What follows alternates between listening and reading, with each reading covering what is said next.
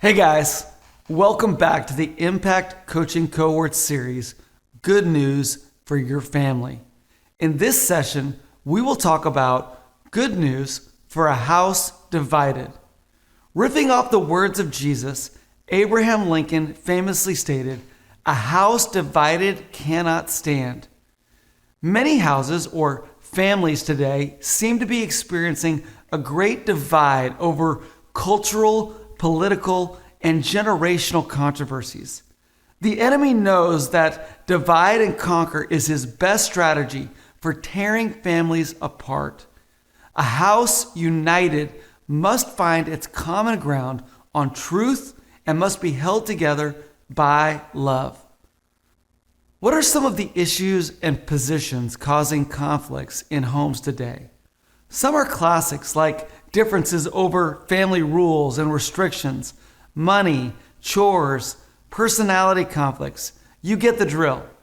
But some are new, and they have caught many parents off guard. Division over sexual identity, political affiliation, racial and social justice issues, and even a person's gender have caused many families to get torn apart in recent years. What do? What hills are we supposed to die on? These are tough questions, but let's start with this. 1 Peter 4:8 says, "Above all, love each other deeply, because love covers a multitude of sins." And Proverbs 10:12 says, "Hatred stirs up strife, but love covers all offenses." Love covers a lot, doesn't it? A multitude of sin, all offenses. This doesn't mean that we are cool with sin or that we don't feel the sting of an offense, but it does mean that as a family, we should say to each other regularly, our love for one another in here is more powerful than any source of strife or division out there. As we move through different stages and ages of family growth, we must adjust and mold our parenting and relationship styles. When children are young, it's important to raise them with healthy boundaries, biblical teaching, and unwavering truth. As children grow from childhood to adulthood, parents must learn how to navigate the choppy waters of maintaining unity while allowing for divergent thought. The following guideline is not a rigid plan, but suggested best practices for your consideration. Stage 1, infant through early childhood. Joshua 24:15 says, "Choose this day whom you will serve, but as for me and my house, we will serve the Lord." When your kids are very young, parents must be very clear and authoritative in their presentation of truth, morality, faith, and discipline.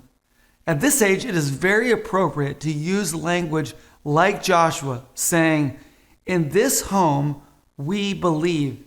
You are building a foundation for the future.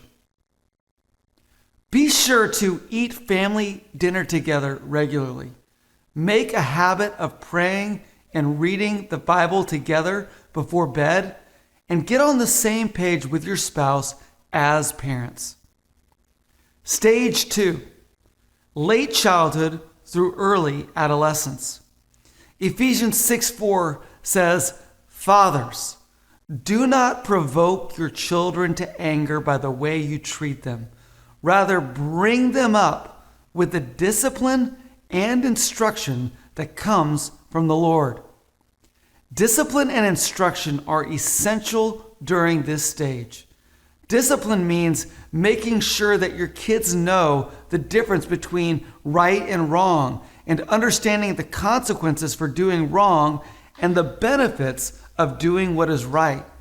Instruction means helping them to understand the why behind the right and the wrong, and how a child can choose what is right on his own.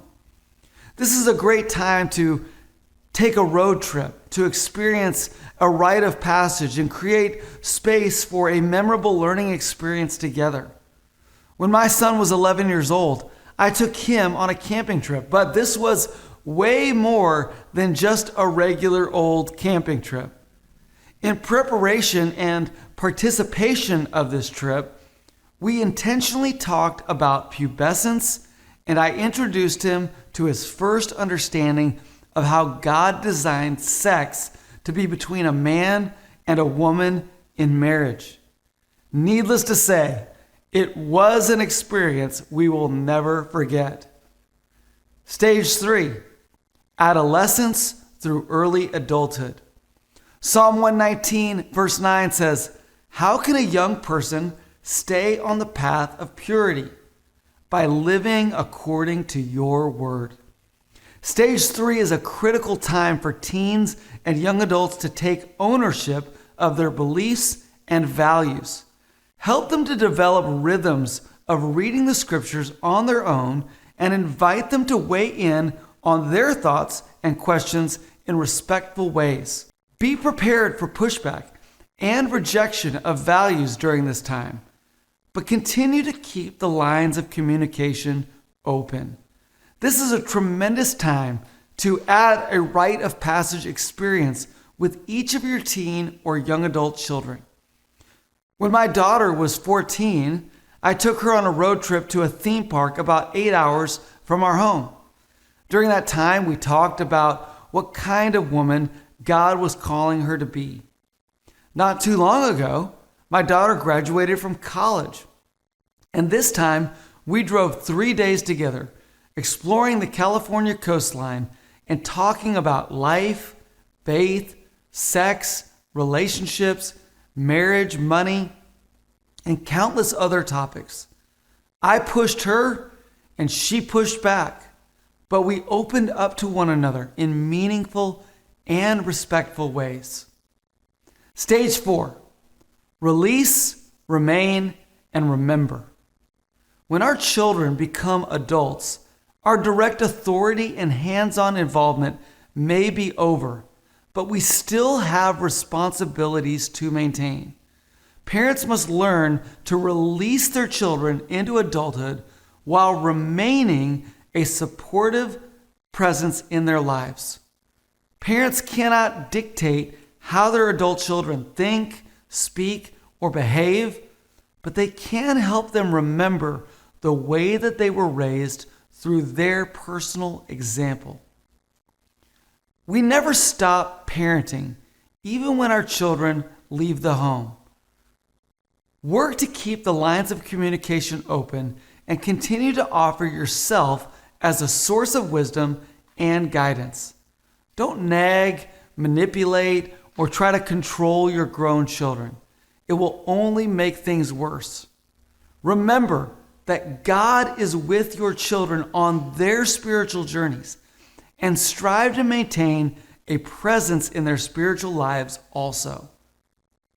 In conclusion, remember, every step of the journey will provide opportunities for you and your family to have your unity tested. Commit to holding your family together with the superglue of God's love.